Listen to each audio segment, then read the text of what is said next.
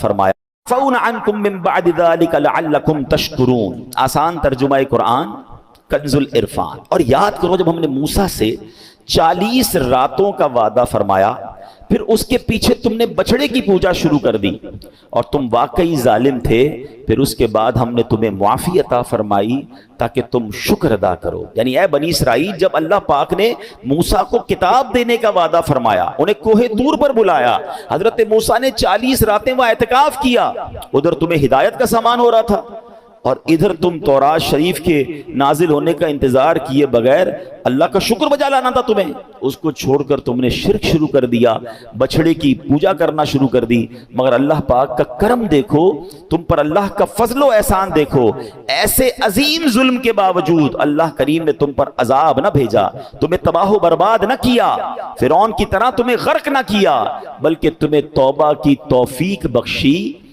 تمہاری توبہ قبول ہوئی اور دوبارہ سے ایمان کی نعمت عطا فرما دی۔ یہ وجہ کیا بنی؟ سبحان اللہ، اس لیے کہ تم شکر گزار بنو، لہٰذا اب اس انعام کا شکر ادا کرو۔ اب ذرا غور کیجئے، اس آیت میں گویا ان کو معافی بھی ملی، ان کی زیادتی کا ذکر بھی ہوا اور معافی کا ذکر بھی ہوا اور ریزن کا بھی ذکر ہوا کہ یہ تم پر انعام کیوں ہوا، تاکہ شکر ادا کرو۔ اے میرے پیارے اسلامی بھائیوں، اب ذرا تھوڑی سی بڑی عشق والی بات بھی ہے اور بڑی ریلیٹیو بات بھی ہے۔ حضرت موسیٰ کون ہے؟ کلیم اللہ، یاد رکھیے گا۔ کلیم کس کو کہتے ہیں؟ بات کرنے والے کو، آپ اللہ سے بات کرتے تھے۔ ہمارے آقا کون ہیں؟ حبیب اللہ ہے۔ اللہ نے صرف بات نہ کی، اپنے حبیب کو اپنا دیدار بھی کرایا۔ اب ذرا سمجھیے گا کہ حضرت موسیٰ طور پر گئے، 40 دن اعتکاف کیا، تب آپ کو تورات عطا کی گئی۔ توجہ رکھیے گا، کہاں بلایا؟ کوہ طور پر بلایا، 40 دن کا اعتکاف کیا پہلے اور پھر تورات عطا کی گئی۔ بڑی شان ہے۔ مگر آؤ محبوب پاک علیہ الصلوۃ والسلام کی شان دیکھو، آپ غار حرا میں تشریف فرما تھے، آپ کو کہیں بلایا نہیں گیا، ٹھیک ہے، کہیں جانے کی زحمت نہیں فرمائی، بلکہ جبریل امین کو وہاں بھیجا جا محبوب موجود تھے اور وہی قرآن نازل ہونا شروع ہوا۔ بلکہ صرف یہی بس نہیں ہوا کہ غار حرا میں جب جب آتے قرآن نازل ہوتا، اللہ اکبر، محبوب پاک مکے میں ہیں، قرآن مکے میں نازل ہوتا، آقا مدینے میں ہیں، قرآن مدینے میں نازل ہوتا، نبی پاک سفر میں ہیں، قرآن وہی نازل ہوتا، اللہ اکبر، نبی پاک علیہ الصلوۃ والسلام طائف میں ہیں، قرآن طائف میں نازل ہوا، آقا علیہ الصلوۃ والسلام بستر میں ہیں، قرآن بستر میں نازل ہو رہا ہے۔ فرق دیکھیے، طالب اور مطلوب کا فرق دیکھیے۔ حضرت موسیٰ علیہ السلام طالب تھے، اللہ کے حبیب علیہ الصلوۃ والسلام مطلوب ہیں۔ محبوب کو زحمت نہیں دی گئی بلکہ وہیں پہنچایا گیا۔ اور سمجھیے گا، حضرت موسیٰ علیہ السلام نے جب اللہ سے باتیں کرتے تھے نا، تو دل میں یقیناً تمنا جاگتی ہے کہ جس سے بات ہو اور ریسپیکٹ بھی ہو، محبت بھی ہو، تو اب اسے دیکھنے کو جی چاہتا ہے۔ تو حضرت موسیٰ نے اللہ کی بارگاہ میں عرض کی، مولا میں تیرا دیدار کرنا چاہتا ہوں۔ ارشاد ہوا، لن ترانی، اے موسیٰ تم مجھے نہیں دیکھ سکو گے۔ ریکویسٹ کی تو فرمایا اب ایک پہاڑ پر اپنی تجلی رب نے نازل فرمائی۔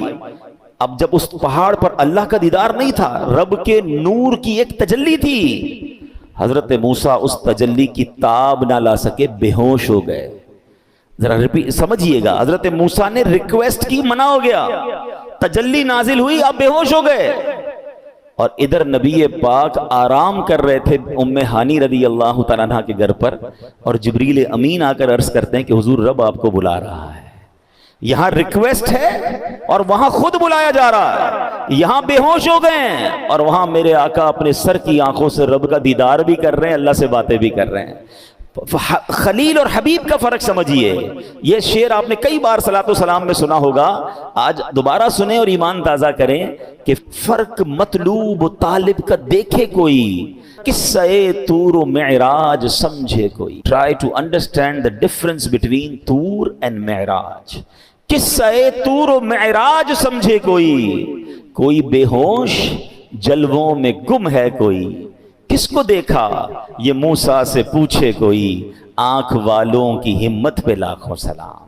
تو ہمارے آقا کی شان اتنی براؤل ورا ہے. اور اس قرآنی واقعے سے بھی پتا چل رہا ہے کہ 40 دن اعتکاف کروانے کے بعد کوہ طور پر بلا کر تورات دی جا رہی ہے, اور محبوب پاک جہاں جہاں جا رہے ہیں قرآن وہاں وہاں ان کے پاس آ کر جبریل امین پہنچا رہے ہیں, وہیں نازل ہو رہا ہے. جبھی تو آپ سنتے مکی صورت ہے, مدنی صورت ہے. ارے آقا مکے میں تھے تو قرآن مکے میں آیا, جب نبی پاک مدینے میں ہے تو قرآن لے کر جبریل وہاں آ رہے ہیں. اللہ اکبر, یہ شان ہے نبی پاک علیہ الصلوۃ والسلام کی. اب یہاں ایک اور بات سمجھنی ہے کہ 40 دن کا گیپ آیا نا حضرت موسیٰ اور اپنی قوم کے درمیان.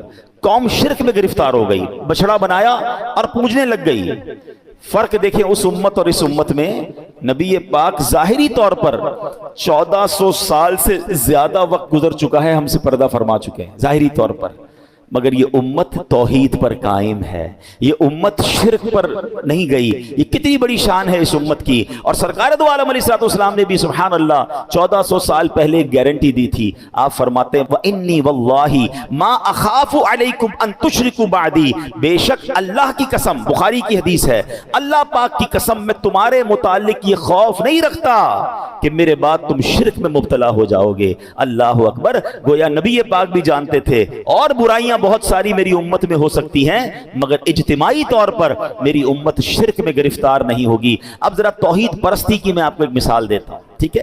داتا گنج بخش, امید ہے آپ مزار پر گئے ہوں گے, بہت دنیا جاتی ہے اور دنیا بھر کے لوگ آتے ہیں. لوگ بڑا ادب کرتے ہیں حضرت داتا گنج بخش علی حجویری رحمت اللہ تعالی علیہ کا, بڑے ادب سے حاضری دیتے ہیں. حاضری دے کر بعض اوقات ہم نے دیکھا کہ کچھ لوگ فاتحہ پڑھ کے جب ادب سے جاتے ہیں تو پیچھے الٹے قدم ہو جاتے ہیں, مگر جب وہاں نماز کا وقت ہوتا ہے, جنہوں نے نماز پڑھی ہوگی انہوں نے دیکھا ہوگا کہ اللہ کی شان و مسجد کی سسٹم ایسا ہے کہ جب آپ مزار پہ جائیں تو جب جماعت کھڑی ہوگی نا تو سارے لوگ ایسے جماعت پڑھیں گے کہ سب کی پیٹھ مزار شریف کی طرف ہوگی.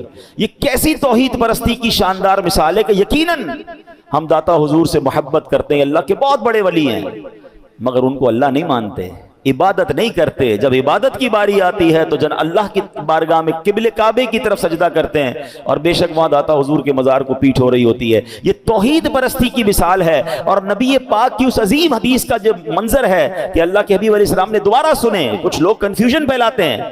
اللہ کے نبی علیہ الصلوۃ والسلام نے فرمایا, بخاری کی حدیث, وَإِنِّي وَاللَّهِ مَا أَخَافُ عَلَيْكُمْ أَن تُشْرِكُوا بَعْدِي, فرماتے اللہ کی قسم میں تمہارے متعلق یہ خوف نہیں رکھتا کہ میرے بعد تم شرک میں مبتلا ہو جاؤ گے. تو یہ امت شرک میں مبتلا نہیں ہوگی. ایک اور بڑا خوبصورت واقعہ, امام حسن مجتبیٰ اپنے والد مولا علی سے پوچھتے ہیں, بابا جان آپ کو مجھ سے محبت ہے؟ فرمایا بالکل ہے. کہتے ہیں کہ آپ کو حسین سے بھی محبت ہے؟ کہا بالکل حسین سے بھی محبت ہے. کیا امی جان بی بی فاطمہ سے بھی محبت ہے؟ کہا بالکل محبت ہے. کہا رسول پاک علیہ الصلوۃ والسلام سے؟ کہا ان سے بھی بہت محبت ہے. تو کہا کہ اللہ پاک سے بھی محبت ہے؟ کہا بالکل اللہ سے بھی محبت ہے. تو بیٹے تھے, کہتے ہیں یہ ایک دل میں اتنی ساری محبتیں کیسے جمع ہو سکتی ہیں؟ آپ تو سب سے ہی محبت کرتے ہیں. بچپن کے سوال تو اور ہوتے ہیں نا, مگر ہمارے لیے کتنی بڑی تربیت ہو گئی. مولا علی شیر خدا نے اس کا جواب کتنا پیارا دیا. آپ نے فرمایا کہ آپ خود تو باب المدینۃ العلم ہے نا, آپ تو نبی پاک فرماتے ہیں کہ میں علم کا شہر ہوں, علی اس کا دروازہ ہے. تو مولا علی کا جواب تھا, اپنی شان کے لائق تھا. فرماتے بیٹا کیا تم دیکھتے نہیں جب نماز کا وقت ہو جاتا ہے میں تم سب سے الگ ہو کر اللہ کے حضور حاضر ہو جاتا ہوں, نماز پڑھنے لگ جاتا ہوں. یعنی محبت تو اصل ایک سے ہی ہے, باقی جو محبت ہیں وہ اسی محبت کی وجہ سے ہیں. اصل محبت تو اللہ سے ہے, مگر اللہ والوں سے پیار کیوں ہے؟ وہ بھی اللہ کی وجہ سے ہے کہ وہ اللہ والے ہیں. کسی شخص سے محبت ہو, اس کے بچوں سے پیار نہیں ہو جاتا, اس کے رشتہ داروں سے پیار نہیں ہو جاتا. اللہ بلا تمثیل, اللہ کی کوئی اولاد نہیں ہے, مگر سمجھانے کے لیے اصل محبت مومن کو اللہ سے ہوتی ہے. مگر اللہ کے پیاروں سے بھی محبت, اللہ کے نبیوں سے بھی محبت, اللہ کے نبیوں کے صحابہ سے بھی محبت, اللہ کے نبیوں کے اہل بیت سے بھی محبت ہو جاتی ہے.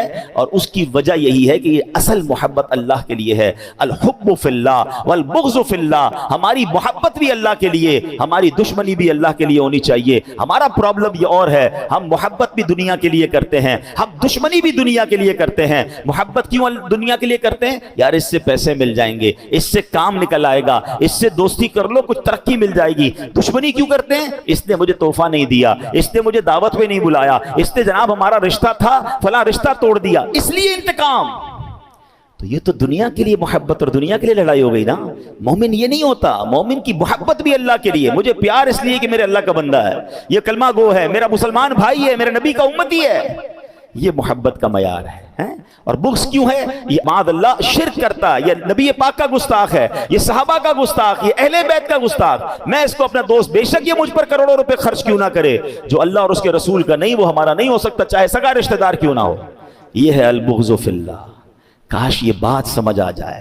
ہمیں تکلیف ہو جب اللہ کی نافرمانی ہو رہی ہو، ہمیں تکلیف ہو جب معاذ اللہ اسلام کی شکل بگاڑی رہی ہو. یہ ہے اسلام کی محبت کے میں اس لیے تکلیف میں ہوں کہ یار لوگ اسلام پر عمل نہیں کر رہے، ہمارے اسلام کو نقصان پہنچ رہا ہے، ہمارے دین کو نقصان پہنچ رہا ہے. حال یہ ہے کہ لوگ جو بھی گناہ کریں ہمیں کیا ٹینشن بھائی، ان کی اپنی لائف ہے، ہمیں جناب اپنے کاروبار، اپنے مال، اپنے بیوی بچوں کی فکر ہونی چاہیے. یہ نہیں ہے. مومن اللہ کے دین کا فکر مند ہوتا ہے، مومن اسلام کی ترقی کے لیے فکر مند ہوتا ہے. ہم بھول گئے صحابہ کی قربانیاں، بھول گئے اہل بیت کی قربانیاں، بھول گئے انبیاء علیہ السلام اور خود ہمارے نبی کی قربانیاں. یہ لوگ بھی کہتے بھائی ہم اپنی فیملی کے ساتھ خوش ہیں، سارے اللہ کی عبادت کر رہے ہیں، سارے مسلمان ہیں، اپنا اپنا کام کرو بھائی. گھر چھوڑا، خاندان چھوڑا، کٹوا دیا پورا خاندان امام حسین نے. کیوں؟ کہ رہتی دنیا تک نانا کے دین کو بچانا تھا. تو مومن تو یہ ہوتا ہے نا کہ اس کو یہ فکر ہوتی ہے کہ میں اپنے مسلمان بھائیوں کو گناہوں سے بچاؤں. بڑی پیاری بات کچھ دنوں پہلے پڑھی کہ اچھے مومن کی مثال یہ دی گئی کتابوں، غالباً غوث پاک کا فرمان تھا. غوث پاک شیخ عبد القادر جیلانی فرماتے ہیں کہ اچھا مومن تو وہ ہوتا ہے کہ جس طرح اگر اس کے اپنے فیملی ممبر آگ میں گر رہے ہوں، جس طرح وہ ان کو بچاتا ہے، اس طرح جب وہ مسلمانوں کو گناہوں میں اور برائیوں میں مبتلا دیکھے تو اسی فکر سے انہیں بچانے کی کوشش کرے. اس کو یہ ٹینشن ہو کہ میں اپنے بھائیوں کو جنت کی طرف لے جاؤں، انہیں بچاؤں گناہوں سے. اپنی دیکھ والا معاملہ نہیں ہونا چاہیے. تو کاش یہ بات ہمیں سمجھ آئے کہ ہم نبی پاک کے امتی ہیں نا، اب تو کسی نبی نے نہیں آنا، یہ امت تو آخری امت ہے. اب یہ ہماری ذمہ داری ہے کہ امر بالمعروف و نہی عن المنکر، نیکی کا حکم دینا، برائی سے روکنا.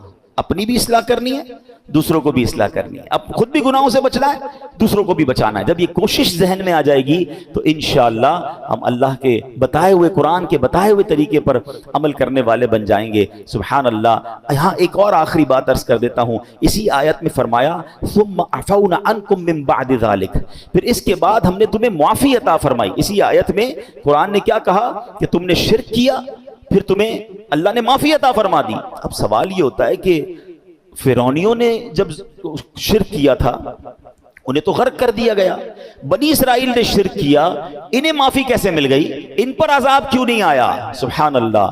تو ارشاد ہوا لعلکم تشکرون، تاکہ تم شکر ادا کرو. گویا فرمایا جا رہا ہے کہ فرعونیوں کا بھی جرم یہی تھا. فرعونیوں نے تو ایک جیتے جاگتے بندے کو خدا مانا تھا، تم نے تو بچڑے کو خدا مان لیا، مگر ان کے اندر شکر کی اہلیت نہیں تھی. اللہ جانتا ہے کہ تمہارے اندر شکر کی اہلیت ہے، تمہیں شکر کا موقع دیا جا رہا ہے. اللہ کا شکر بجا لاؤ، اللہ کی فرما برداری میں مصروف ہو جاؤ. تو پتہ کیا چلا؟ the crunch of this all